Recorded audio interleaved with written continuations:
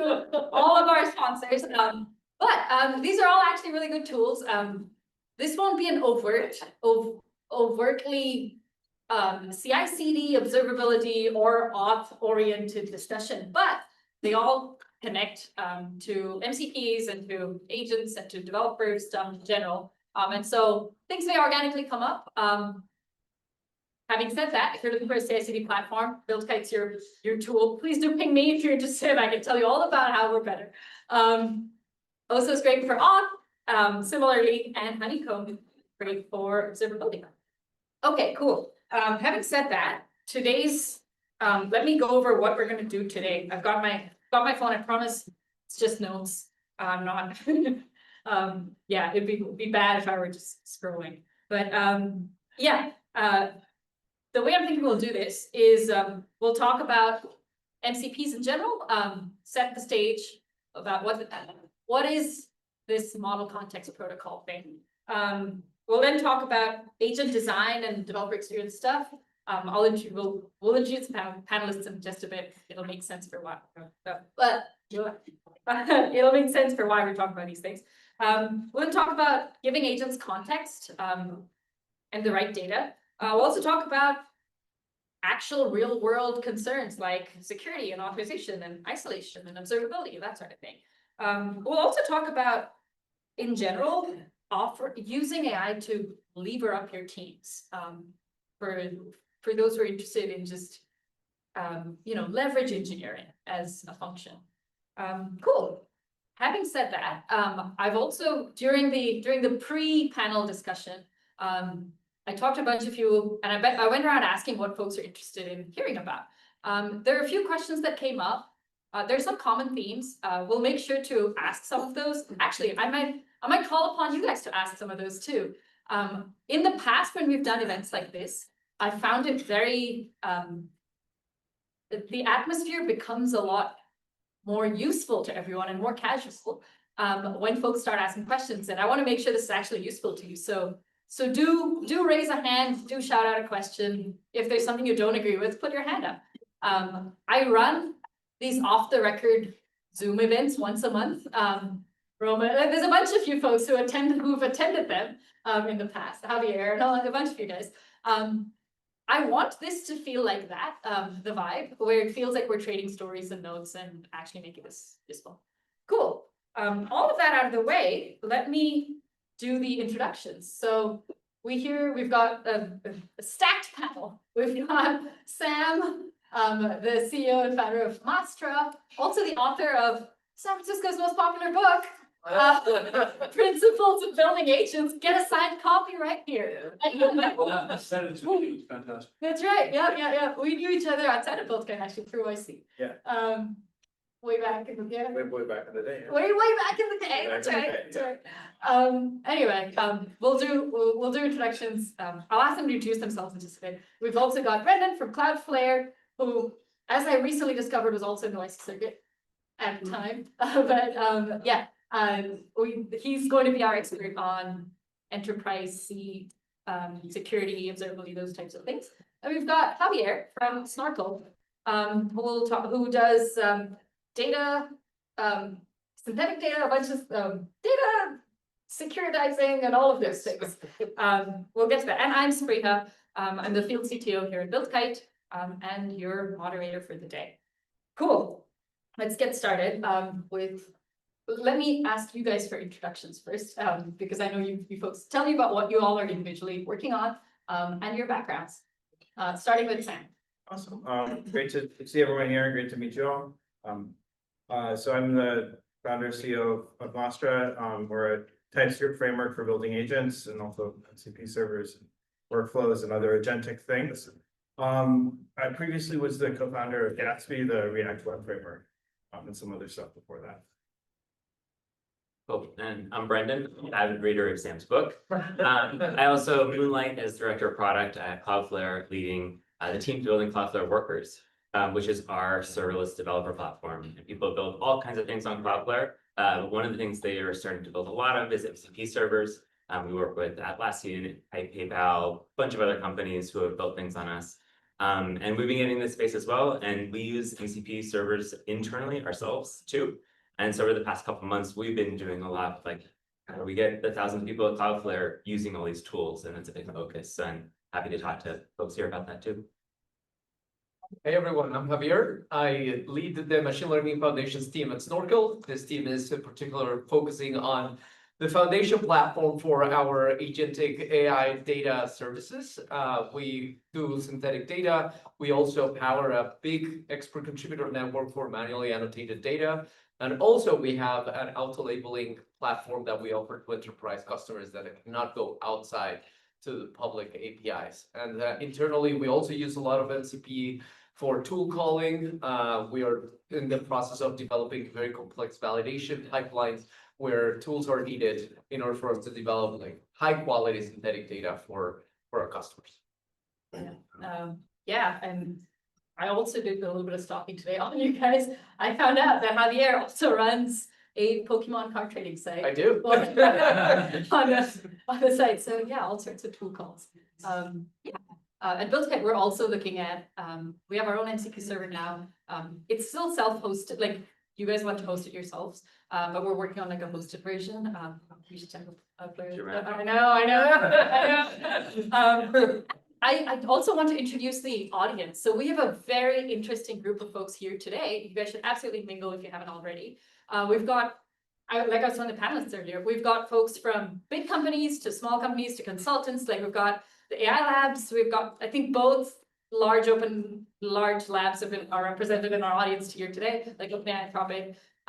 There are small startups. There are fast-growing startups. There's consultants. There's industry-specific. There's domain-specific companies. There's like regulated companies. There's all sorts of folks here in the mix. Oh yeah, hey, I've got my friend who showed up last minute. Yeah, at Anthropic. Anyway, yeah, and so do mingle and be sure to ask questions next. So let's get started. For the uninitiated, which at this point, like I was telling you earlier, this probably everybody's initiated this point. What is MCP? To set the stage, previously LLMs were just text, and you could talk. You could talk back when actually past the. Let's talk about from ChatGPT onwards. You could talk to them and they'd talk back to you. But if you wanted them to be able to do things outside, it was difficult. You'd have to do a lot of things yourself. Then came along a protocol, literally a protocol that specifies at its heart three things: resources, tools, and prompts, and it structures them. So these three things together make up the protocol, the model context protocol. And with this protocol, you've got clients that implement this protocol, you've got servers that implement the protocol. And with this, the AI agents can now talk to all sorts of tools. Hence, the universe of possibilities have opened up. And that's what we're here to talk about today.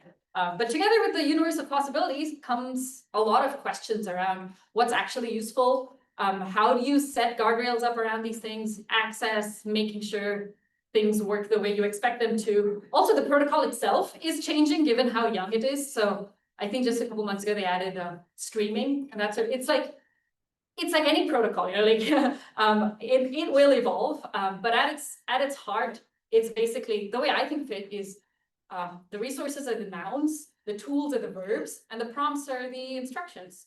So you've got your AI agents, the LLMs that now have nouns, and they've got things to do. They've got things that they have access to. They've got the verbs, which are the tools. They've got things they can do with them, and then they've got prompts to talk to each other about things.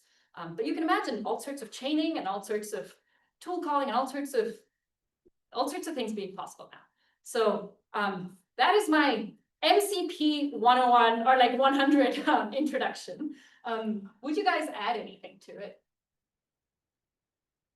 or not? I think you described it very well. It's like the very early stages of HTTP in that regard, right? Other people call it like the USB-C kind of equivalent. But instead of doing all this API kind of translation layer for every single API with your own tooling, you have now a universal layer so that you just do it once and it has access to everything. So that's great. but we're really starting to build whole businesses as MCP servers that really don't exist anywhere else.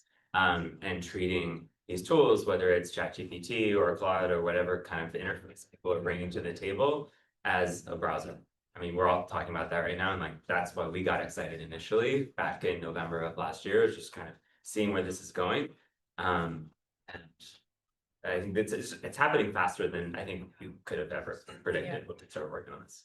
And I'll just sort of like by way of analogy, take us in a time machine back to like 2017 or 2018 when like GraphQL was kind of the latest hot sort of like technology for like sending data between like different like services and such. I think at the time it was like really a darling of like the JavaScript community and like everyone got excited. If you sort of like fast forward, it's become like less like hip with the like that sort of like crowd, but it's become a lot more in production, like, you know, doing data interchange and like large enterprises and like, you know, in sort of microservice architectures, that kind of thing. You mean Right. GraphQL has? GraphQL, Yeah, does, yeah, right? So, yeah. and I think like, when I think about like what MCP's journey is gonna look like, it looks in a similar shape, and I like very much anticipate, you know, it's sort of following that similar kind of like, yeah. Right, though the adoption's just been mind blowing, like Yeah. everyone, like a lot of our customers, a lot of you guys, and some of you guys, have asked us about MCP servers and you know, one thing actually internally that I've been thinking about, with my team and stuff is what the abstraction layer ought to be, because for a bunch of tools, you can offer, it's like API design, you know, like you can offer, what functionality do you want to offer to your customers through the MCP server? Do you want to, like at BuildKite, we can offer workflows, but we can also, do we also want to be the engine that does the reasoning as to what workflow to pick? Do we want to offer just the workflows as tools? Like where do we, how are you guys thinking of abstraction layers and where to draw these boundaries? Is that a thought at all, or I are mean, you just offering? I can just kind of start, like, I would just think about like a basic sense, like an MCP server is a tool container. When you create like a tool container, you need to sort of think carefully about like, how do we pick the tools that are in here? You know, like, there's this sense of like MISI that like consultants often have, like, are these like things mutually exclusive and like completely exhaustive? Like, you know, because if the tools overlap too much, then like it can be confusing to any like agent trying to use them, like, should I use tool A or tool B? So you have to think about like, but I would sort of like, I would say like, you need to like, you need to think about the one important thing is just like thinking about the taxonomy of your tools. And I think that this whole concept of tool, like we're sort of thinking about the MCP layer, but like equally, like it's like the tool taxonomy underneath to make it like effective. The design aspect definitely matters a lot. So if Yeah, a lot of people are falling into the trap of, I have this API defined, I'm just gonna Right. translate it to an MCP. I mean, that's also what we did at BuildKite initially. Yes, and that's not the right thing to do, right? You want Yeah. to be very, very specific about what the LLM will have access to and what not. So designing it needs to definitely happen, not So just really, like a. how are you thinking about like, what's different? Like, why not this? You know, the reason we did our, initially, we very Yeah. naively just did our APIs, we translate them to an MCP server. The good thing with that is it's stateless. So at least our state, like it's so for a system like BuildKite where you've got, you know, you want to know the status of a job and you don't want it to be blocking on a bunch of other things, it's good. Like we just return back a stateless response and we're like, hey, this is the state of your build. And that was an unintended, but now in hindsight, good design side effect of just translating our APIs. But we've gotten requests now from customers and from internally too, just from using it, for higher level abstraction things. Yeah. What are you seeing? Yeah. In my point of view, like not every single API needs to be called by an LLM when that might be an overkill, right? Because you're giving like all these tools that belong to that API, but not necessarily the LLM needs to know about them, right? Yeah. Some of them can be just still heuristic rules that you have in place Right, that you could just run without the necessary incurrence of the token cost right, of that. But if you give the access to the entire API, yeah, either the agent is gonna be more confused and Mhm. having more guardrails around it. And number two, you might incur into token use that was not necessarily actually needed. Actually, let's talk about usage. Like, what do agents do? There are questions even back when I was mingling around. Yes. I will pose this to all three of you, but also author of the book, given you wrote the book on designing agents. How should one design agents, Sam, and what are useful? Okay, I'll let the usefulness, I'll get to that in a bit. I but, think it's good that we kind of start talking about like the ways of like, you know, you don't need to translate all your API endpoints into sort of like tools for CP servers, because agents are also a tool. Yeah. You know, an agent is an LLM that kind of has access to calling functions. And then you have to sort of have a good semantic description of what those tools functions are called, and then, you know, sort of again, provide like a code. If you sort of try to give it 25, it's probably going to be like very confused, like it's just too many options. And you're sort of like, you know, especially sort of like in a scenario where you need to sort of call it repeatedly, the chances of it getting correct answers over and over again go down. And I think like, yeah.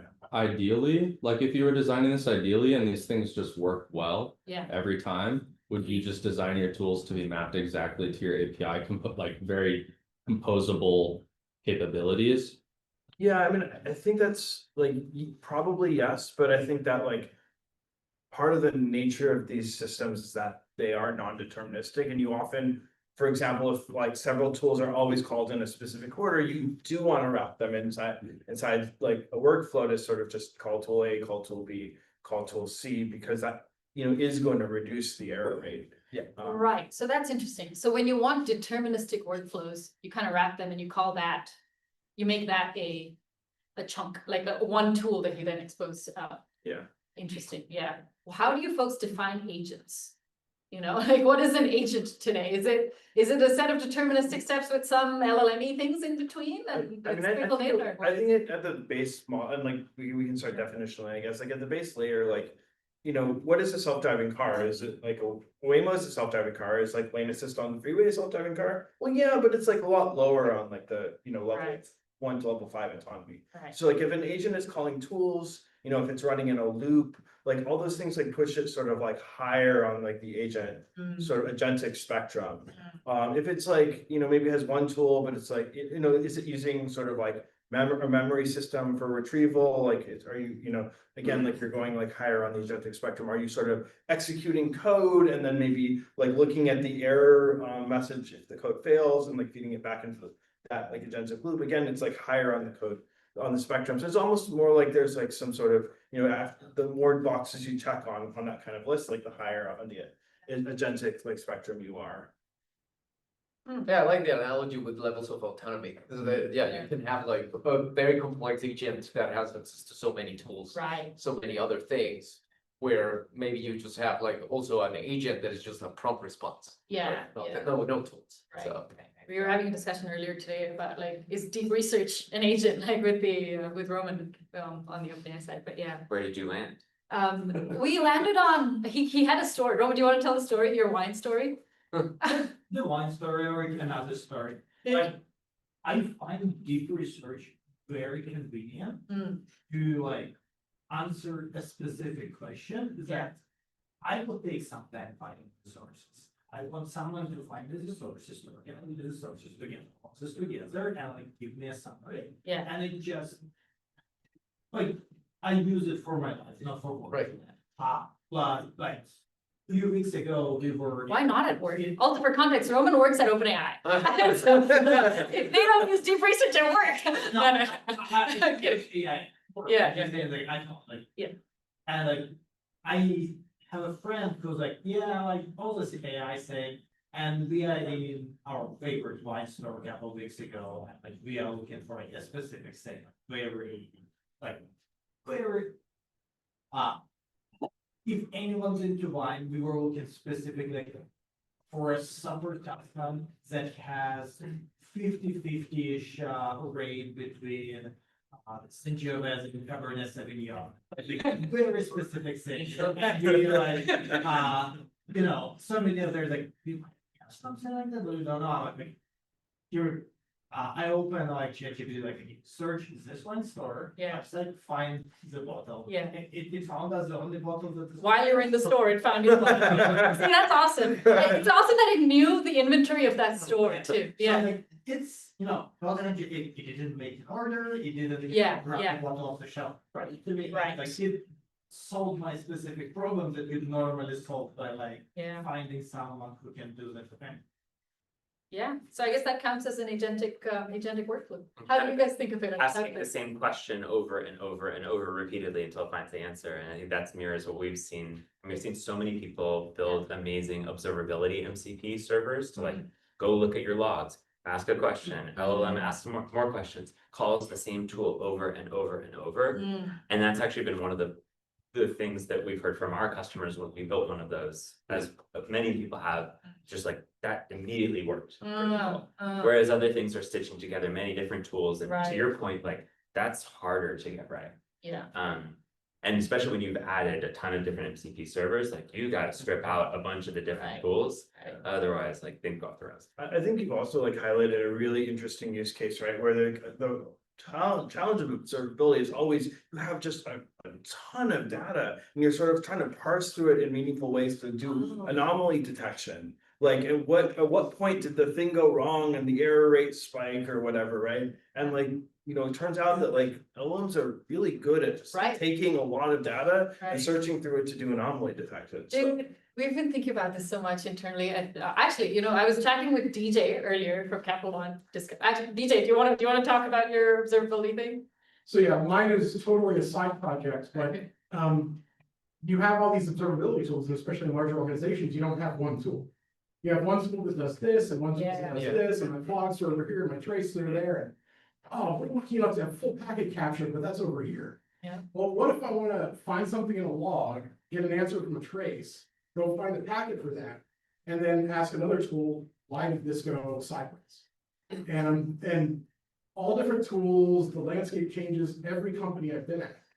What can I do to have a reusable framework to help me answer those questions and not have to go off into another tool? So the Turns out it's an LLM, The right? thing I love about that is you actually sort of design the tools that like a human analyst use. Yes, And then like, I think that actually like this sort of concept of agentic RAG is sort of like design the tools that like a human analyst would want, and then give them to an agent that runs in a loop, right? yeah, And Yeah. or like give them to an MCP server, so maybe someone Yeah. else can call it, right? But I think this is actually like the right way of like thinking about, you know, like solving a problem and getting interesting things. This is what I've been doing the last 3 months, and I'd love to stop doing it. That's great. well, I know of an agent building framework, I'm master.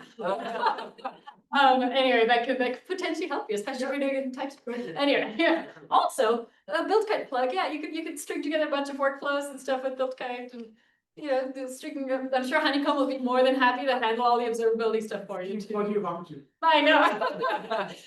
Anyway, yes, you're in HCL tech. So Yeah. you're actually building an agentic system that actually goes to multiple observability tools too. So a friend and I, as part of a random conversation 2 weekends ago, started talking. So this is not Capital One doing it. Okay. This is TJ and Mike on the side. All right, okay. We did something like that. We asked for it, we are given a bunch of engineers. Okay. with some millions of dollars, so I'm worried about like how reliable are MCP tools to. You know, that's a good question, yeah. Earlier I was chatting with Centene, what was her name? I forget. Pat. Pat, yes, and he works in we were talking about like data access a little bit. So actually, Pat, do you want to introduce yourself too? And here. and from Centene, Yeah, from Fenty, yeah. Yeah, they're in the healthcare space, so for them, data access and reliability and all that's, I'm sure, very top of mind. Right, exactly. Yeah, how are you folks, general in the room, but actually especially Brendan, thinking about access to tools? Once you've got an LM that now has a bevy of tools it can access, and yet you need tools to be accessed reliably, ideally auditably, and securely. How are you folks thinking about that? Well, I want to get to that, but I was actually just really curious, when you say you were worried about like, you know, reliability, like what was the thing you were worried about? So, couple of things, first is, how, like, mostly not to the panelists, but what are the, like, when you are actually using MCP tools. Yeah, Like, the classic problem that we had with APIs is API rate limiting. Right. Like when we try to, because every vendor actually thinks of them as their walled gardens, right? yeah, So what is the conversation actually going with regard to MCP? Means still they think of that as their thing where they want to limit the access, like the amount of data that they want to give through the MCPs. That's one primary, because once we start building all these things and we don't get the data that we want, then we are very restricted, right? Right. That's one thing. And another thing that I want to do is how the dialing with how deterministic is the response from MCP with regard to like how probabilistic it is. That's another, because the reliability of answers that I give to my customers depend on the data that I get from MCP. Those are the two factors. That makes a ton of sense. That makes a ton of sense. I mean, what you bring up on the second one about like the reliability, like the tool itself is deterministic, right? The tool itself can return a consistent response. It tends to be, what's the JSON. model? Yeah. and Right, the do with client that. side, yeah. And to bring it back to the question, I think what we're starting to see is like when we talk to, an engineering team that has 100,000, thousands of employees. VP of Eng wants to give access to all of their engineers, like access to all of the different services, all the 25, 30, 40 different tools. Or things that an engineer wants to bring into Cloud Code, Cursor, and you add all these things. And you have the intersection of like, who has access to what, who should have access to what, which of the tools from a server that you brought in that's from a third party are actually relevant to that person's job. Because that person may be in one moment debugging something, and they may want only the tools that are read-only and are relevant to observability in that context. And then literally 5 seconds later, they're writing code. And you want a whole different set of tools. And so we're doing a lot of exploration in the space, and there are a lot of companies too that are thinking about how do you have a concept of a gateway that sits in between a bunch of MCP servers and ultimately an agent or an interface on the other side of it. We're digging into this space. Other companies are. There's tons and tons of people trying things around that, and there's problems people get into that are around like, well, how does this hook into an identity system, and the user groups that you might have already defined in a company. It becomes this kind of like management IT challenge. And the rate limiting thing's important, interesting too, because we're in this world now where you've got almost human-like capabilities, but at machine speed. Like we've got like build-kit customers, for instance, a whole bunch of them. I was chatting with Tinder the other day, Lyft, both of which asked me about so for their dev workflows, they now have some asynchronous agents that do jobs like feature flag cleanup and auto test generation and all of that. But basically, they're landing a whole bunch of pull requests that then trigger CI, but at machine speed. So these things are just whirring, and they're just creating a whole bunch of pull requests. And now they're like, well, our CI was meant, we'd set it up assuming human beings would land code. And so rate limits have become an interesting topic. Does anybody bill on a usage basis for their API in this room? Bill, you mean? Yeah. Yeah, pricing and stuff. Our We would love to do that. Right? That's right. Yeah. favorite, yeah. They usually they don't. Right. They usually set it up. We've been thinking about this internally. Okay, actually, we should chat at some point. We've been thinking about this internally, like how do we price the product in general, given agents are going to be using it just as much as human beings are. How are you folks all thinking about, like, we haven't made any moves, any pricing changes or anything just yet. But how are you folks thinking about it, both from the consumer of tools standpoint, as well as producers of all your various tools? Before we get that, can I sort of like take a side turn from Brendan's Yeah. Twitter thing? Yeah. Did anyone see sort of the Jason Lumpkin Replit Agent saga on Twitter? Do you want to like explain what happened? Sorry, so it's really funny. I'm actually running a licensing company. I'm just here to go launch based on that. And so essentially what happened is that this agent dropped the production database. Okay. And then created fake database records about it. And it is not about the database. Then when they create the database, they're like, these records don't make sense. And then it goes back saying that these records are real, trying to gaslight the user. And the person was like, are you sure? Then it eventually admits that it's sorry that it deleted the database. Oh, man. And then the person is like, can you get the production data back? And they're like, no, we deleted everything, including the backups. So there's nothing there, and it's extremely guilty. And then it also mentions there were some things in the prompts where he told me not to delete the database because we're in production freeze, so don't make any changes. I ignored that, really sorry. So, because he was trying to like reason with the agent, say, we're on a code freeze, I just want you to tell me things and whatever, but like the permissions were not set up correctly to where like that could be turned off, right? And so the agent sort of then did the bad actions and then hallucinated kind of like the Right. user. So So it- now they have guardrails for it, like hooks exists. Yeah. Like, Yeah. yeah, but go ahead, yeah. But I think like it's interesting, like maybe I'm just too terminally online and I notice this thing, like I watch these things happen, but like it's interesting because I think that's sort of the bad outcome of what happens when you have not thought through like the authorization around your tool actions properly and like, RBAC or like levels of control or like whatever like that, like. Right.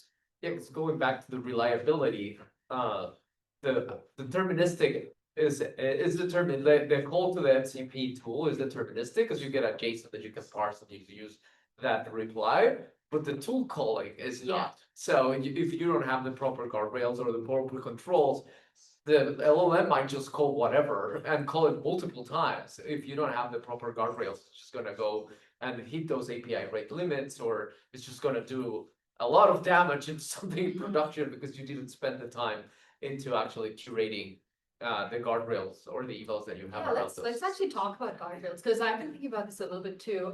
Clearly their tool, like the industry is responding now. Cloud Code has hooks that you can, and the reason I was interested in hooks is because basically for context, these hooks are triggered at deterministic points. So you can say, okay, before a tool call, run so-and-so things, or before whatever. So you can say, okay, if it's trying to do rm.rf or like rm-rf or whatever, like it's trying to delete everything or drop a table or whatever, ensure you do these checks before you do the tool call. So and so you can have hooks at that. You can pre-exit hooks and pre-check. You can do all sorts of hooks. Those exist as guardrails. Auth layers now is trying to come up. There's another sort of guardrail form. I'm sure there's also like identity in general and like trying to figure out who is calling the tool and perhaps some context that might be. I'm sure the identity providers are thinking about that. So, I have a comment on that just in Yeah. general, and I'm sort of speaking right as like a framework vendor here, but like the way that we've sort of started to do this with auth is we've like just created these like middleware hooks for like input processor and output processor and auth that get called in specific points in like the agent lifecycle, right? Like before, like sanitize the input, like sanitize the output, like that. If you want to like define them, and so like if you're thinking from like I'm an internal, platform team thinking about how to provide that, I would just think about like the nice thing about like giving your users middleware hooks is that like you sort of give them the ability to define, but you sort of in a specific way, but you also and like make it clear it's kind of this is where this goes and it's Yeah. intended to do so, but also like leave it up to the teams that you're sort of serving yeah, to figure out how they want to do it for their services. yeah. So Yeah. that's a thought or like a lesson that we've had.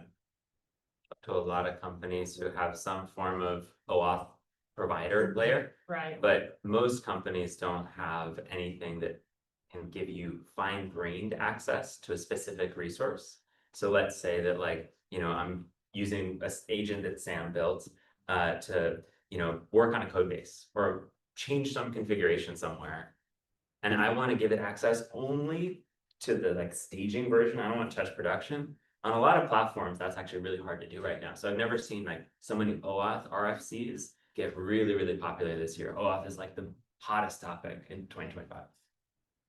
Interesting. I was looking at, before the talk, I was looking at what you guys do, and your own MCPs. It's very thoughtfully designed, I think, because you offer different servers for different endpoints, really. Like it's not just a bunch of tools within the same endpoint. It's different servers for different classes of things you could do. And it feels like that's good. It's starting to good MCP design almost. I mean, we're experimenting all along with Yeah. everybody else. I mean, one challenge within that we found is, let's say you have 2 servers. Yeah. And for each one to work, each one needs access to a particular tool. You install both servers, there's 2 tools there. Like, that sounds like an obvious thing that a model is like, oh, I have no problem with this. Like, those are the types of small nuanced differences that trip up agents. It's like duplication of different things. or two tools that do things that are very similar, and then which tool gets chosen in which context, like, there's weird stuff.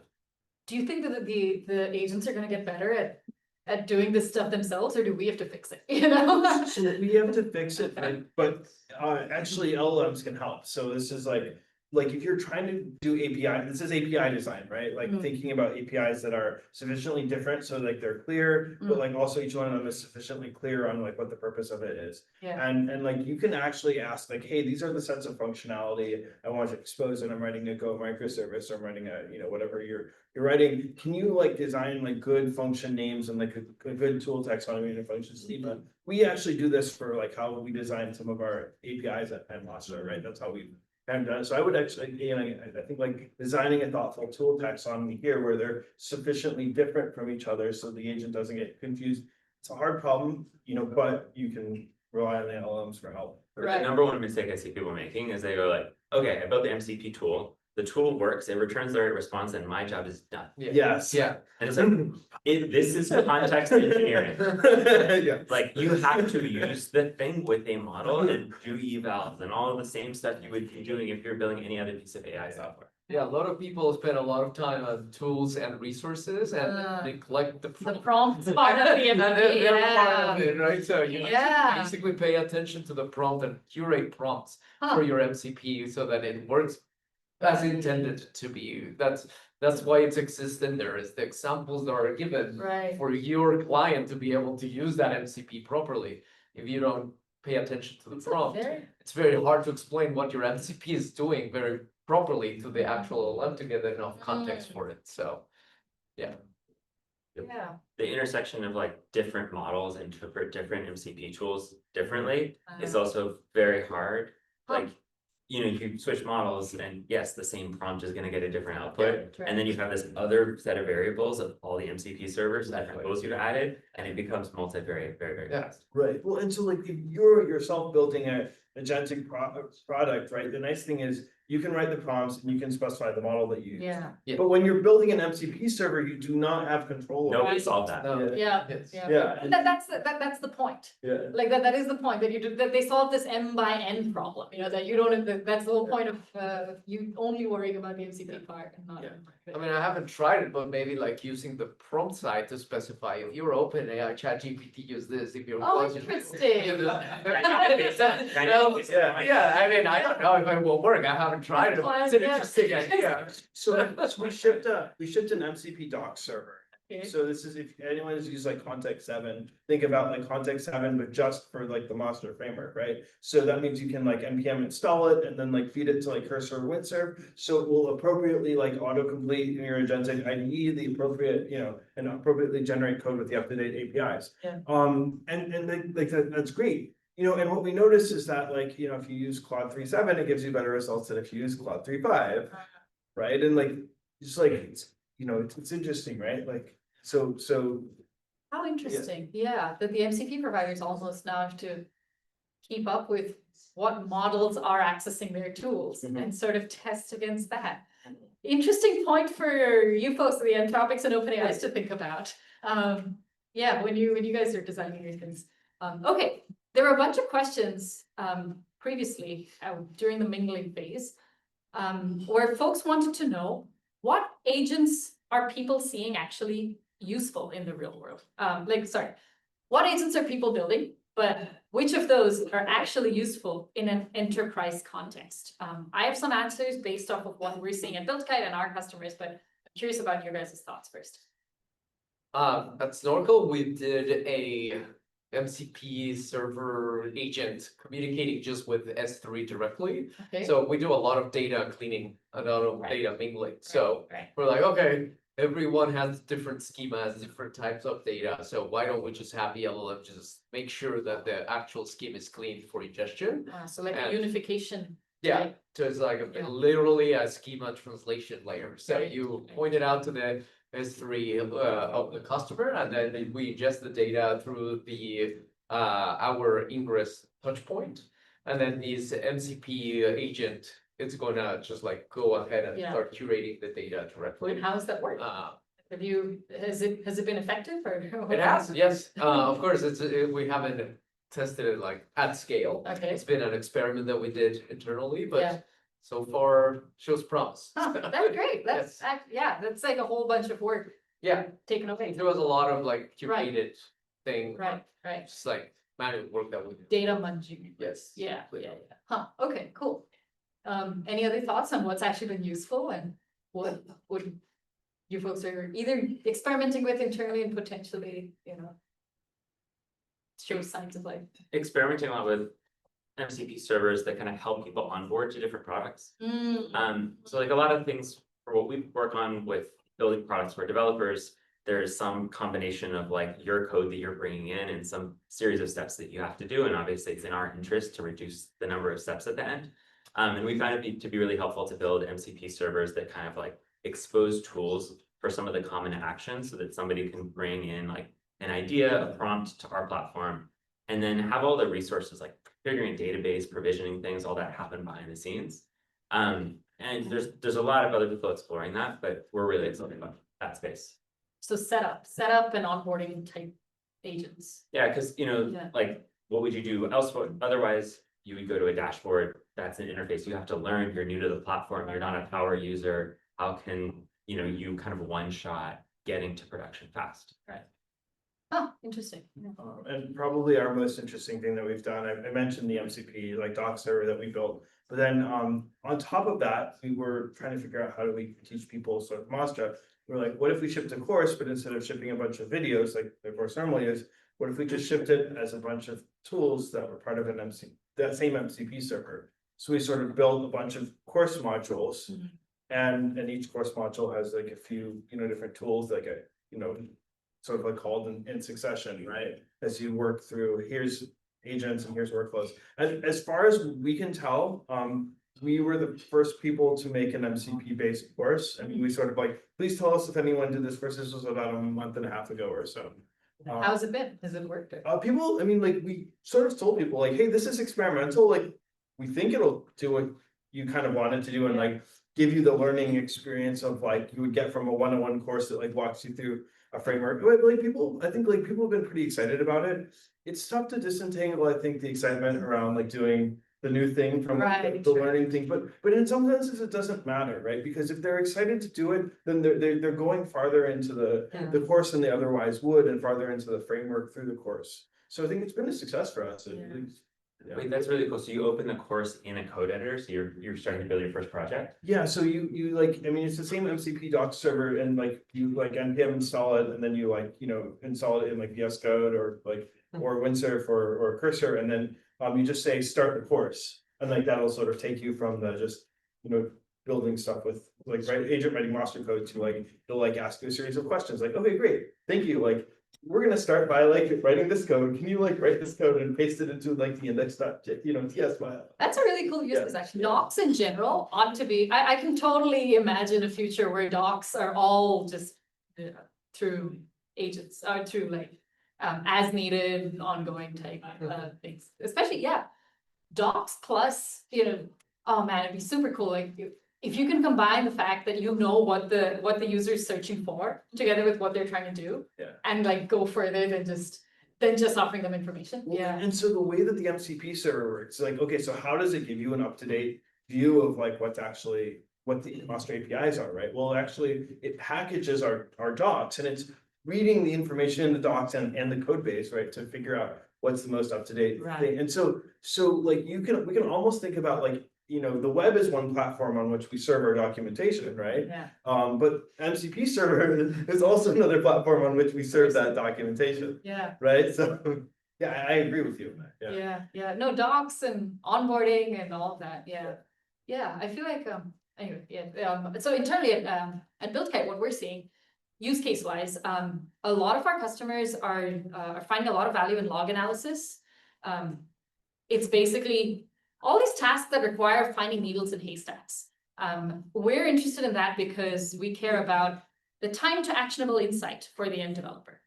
So all of those words are important. The time it takes for actionable insight is very important. So we want to compress that as much as possible. And so agents have been helpful there. Also just auto remediation, like upon a failed state, in our case, it'll be a build, but for your guys' products, it'll be whatever. When failed, try and remediate it a little bit. And how far you go in that remediation is up to you. You can just remediate it with, in our case, if it's a failed build, potentially try like generate a pull request that tries to figure out what the failure was, and then combine it with the log analysis thing, and then try and offer up a solution, or you can go all the way up to run this in the loop until you figure out a solution. But yeah, those are like the log analysis, auto remediation type stuff has turned out to be helpful. Some of our customers have gone hard with like I was saying earlier, feature flag removal, dead code management, that sort of thing too. Outside of engineering, I have not been as exposed to it too much. Mainly because I speak to build kind customers, and I'm on the inside of things a little bit. But yeah, I don't know. Are you folks finding interesting agentic use cases within your orgs outside of Eng at the moment? Customer service, maybe that's the big one, right? We don't have much of an org outside of it. You're the I'm gonna pass it on to you guys. Right. There's an interesting relationship between the number of employees at a company and how much value comes from something so basic, like being able to search an internal wiki, Right. because there's just more information. Right. And a problem, even just a problem that's not so simple like that, is completely fractal at a company of thousands of people. Yeah. Yeah, I've been thinking a little bit about just leverage engineering as a function. Mainly because BuildKite's customers are developer platform teams, usually, folks who set up tools for the rest of their engineering orgs. But I can totally see teams starting to form in companies whose sole jobs is to figure out leverage for the rest of the org outside of just engineering. I don't know if you guys are seeing that. I'm Yeah, sure. I've seen positions open where they're like, oh, you're an automation engineer. I'm Right. gonna hire you to automate For a bunch internal. of stuff that it's not like automated right now, and then, Yeah. yeah. I did see a rec at one point on the OpenAI website, maybe like 5 months ago, that was like describing this kind of. Yeah. This sort of a role. Yeah. Do you guys have Yeah, stuff it's actually very- like in do folks have teams internally that are solely focused on?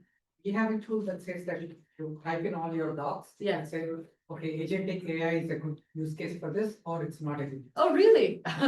You have something that tells you when an agent is helpful, does it? Pretty much like that. Nice. That tells you. It's like, go use. I haven't used it. but- That's great. It's very meta. Yeah, do you folks have, actually, yeah, the AI companies, I'm sure internally use actually, maybe I'm not so sure, given how you guys are looking at each other, but, So that thing like, hey, what should we do about it? One thing I can probably talk about is like for our bigger customers. yeah, We have people who similar, how BuildKite can support it. that's so Similar good. to we have people who like really understand how to make like best use of our models. Oh, so you guys have To field optimize engineering. workflows, who like, if field engineers who will help our Yeah. customers with solve their problems. Yeah, yeah, yeah, So You have a product called Agent as well, right. pretty big. Yeah, yeah. Right. And how about at other companies? Do you folks have like internal leverage engineering type? Are you folks thinking about it at all? Levering up engineering, not just engineering teams, but outside too. Everyone should be like leverage engineering all the time. Yeah.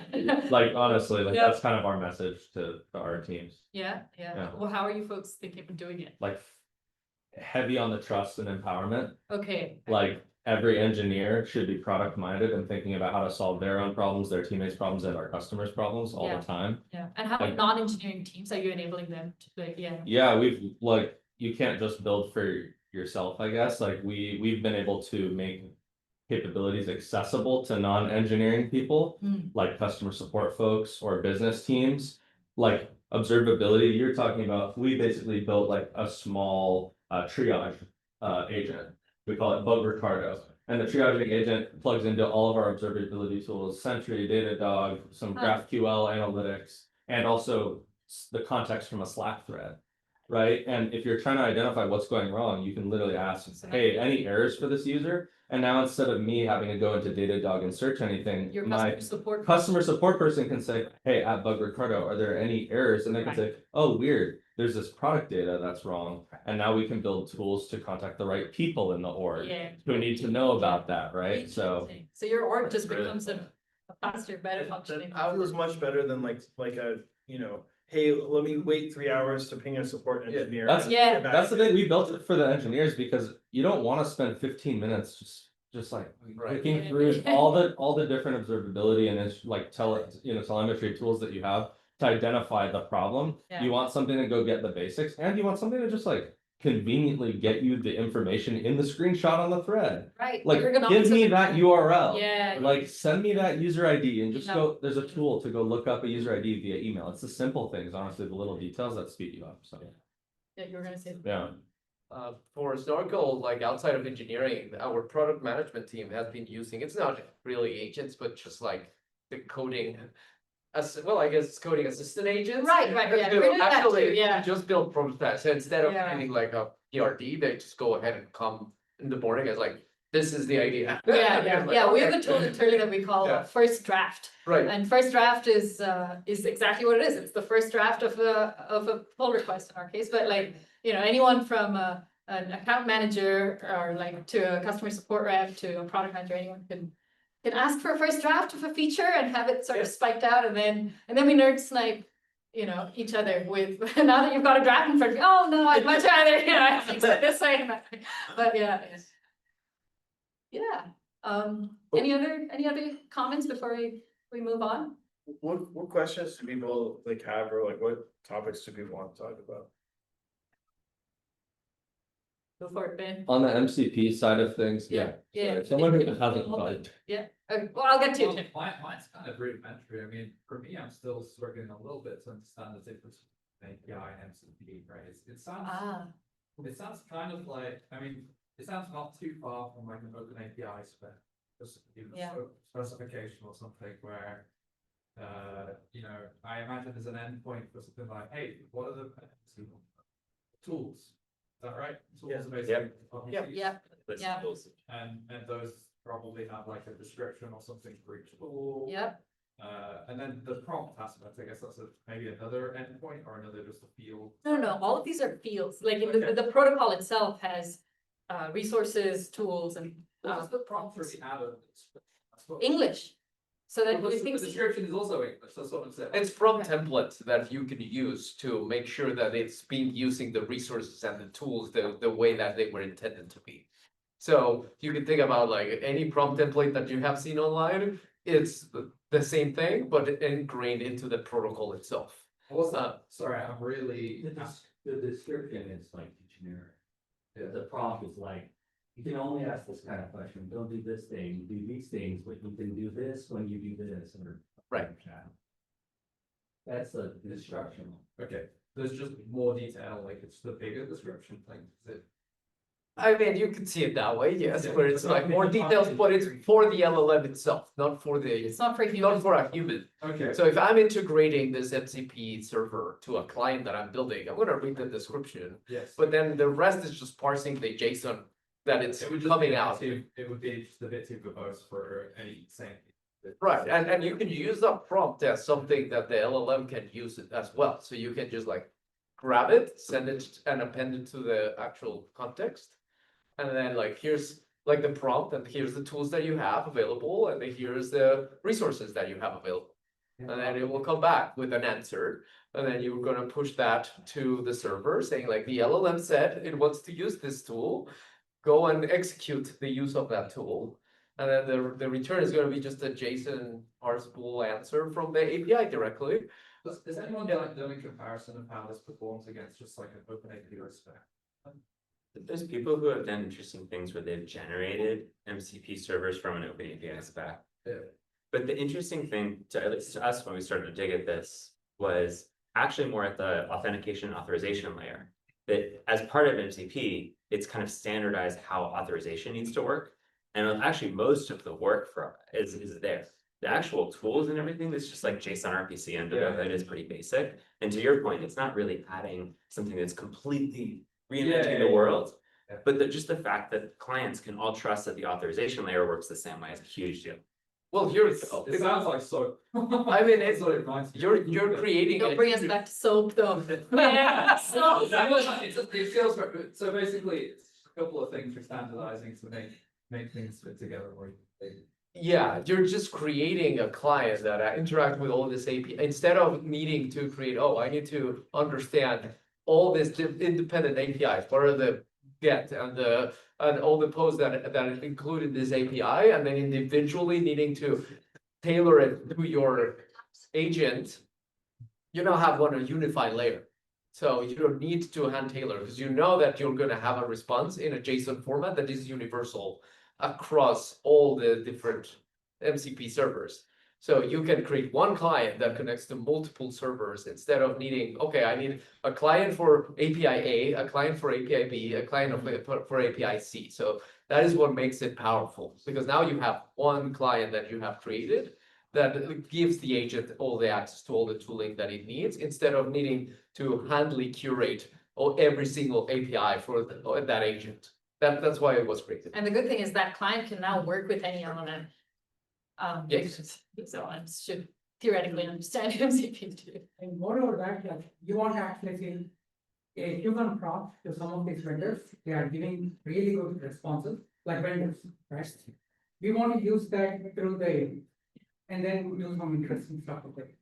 And MCP server is the best way to, because interacting with the API is pretty rigid. First, you have to ask our developers to learn that API. It will take them a month or so to learn.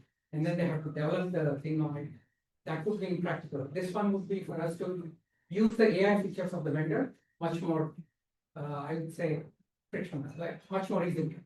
That's but how well it works, we have to see. We haven't set for it. That helps me a lot. Then, yeah, your question. Well, I was just curious if you guys are thinking about wrapping the authorization layer directly onto the MCP protocol, like you were describing, like resources, tools, and prompts. Yeah. Like, should you just have access control for resources, So this tools, is and prompts? up to Anthropic, and they're taking input from a bunch of, so MCP came out of Anthropic, but like they're taking input from a bunch of different from the open source community in general as their protocol evolves. But I'm sure they'll start thinking about auth in the protocol too a little bit, like. Yeah, I think it's my understanding that like a lot of auth vendors are essentially working with them, so they kind of So they can define auth. figure out like, hey, can we define it in a way that like, if you are all okay with it, then like it probably will work for people rolling their own. Right, as well. right, And right, if like they just want n equals 9 or So- something. yeah. Because the way we've been thinking about it is like more like systems design, like you actually just can't write. You just can't. This model, this tool cannot write. Hmm. And it can't write. And also it's completely isolated, like per customer, right? So a customer can only ever access its own data.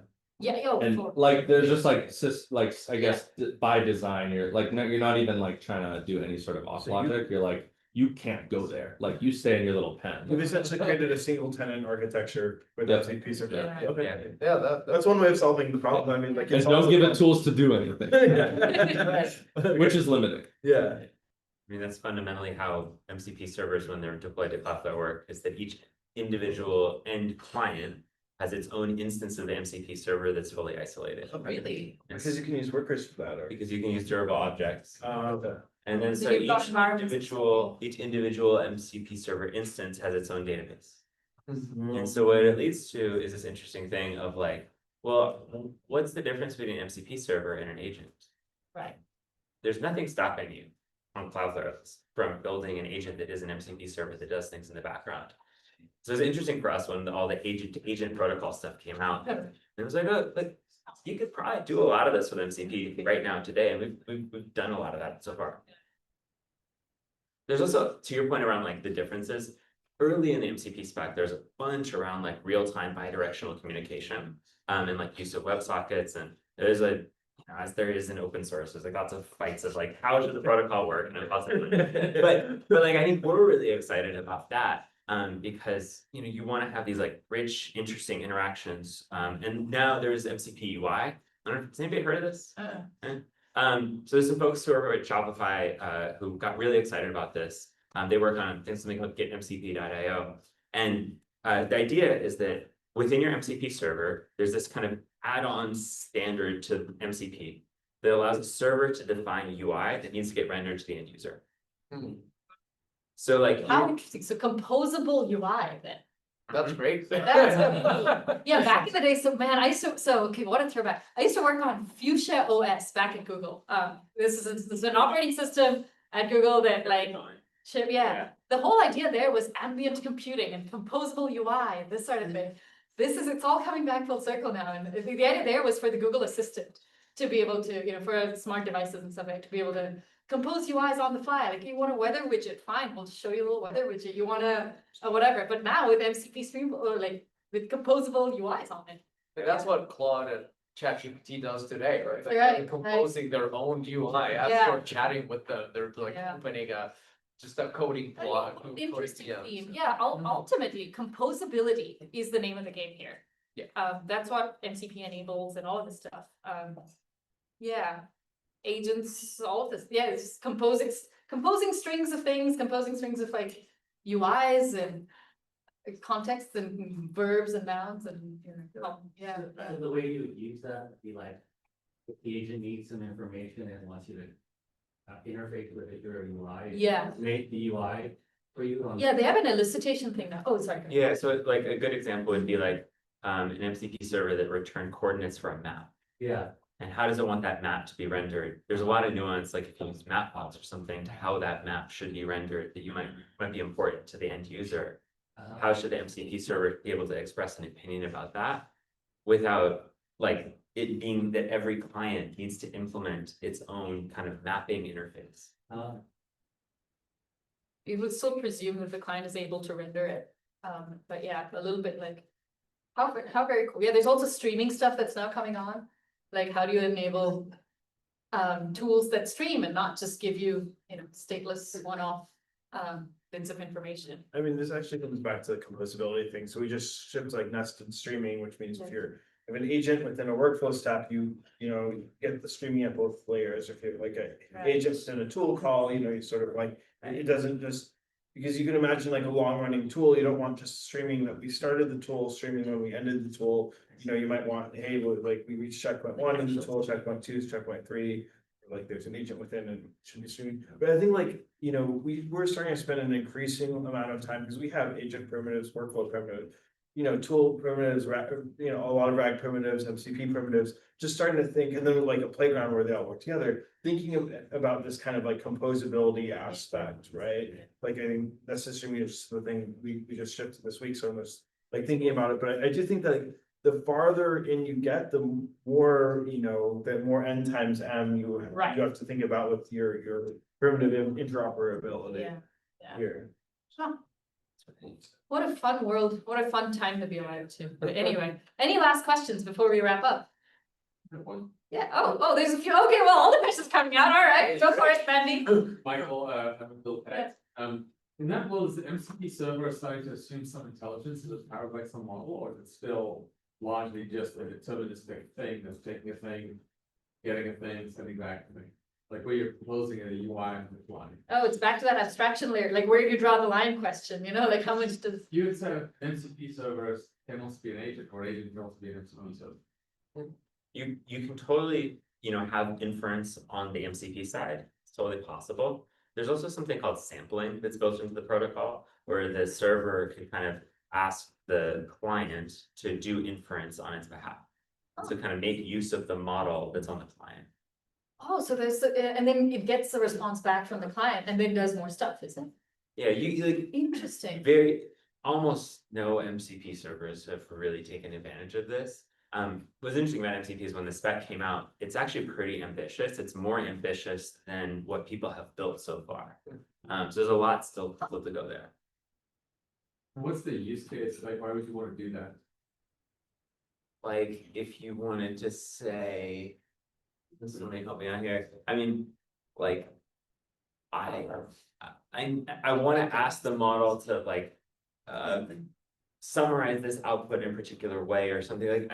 I actually don't have great use for it. Like you could, if you want to figure out what step you want to do next, and instead of build type calling and like us calling, doing the reasoning part, but we still need a bit of reasoning to be done.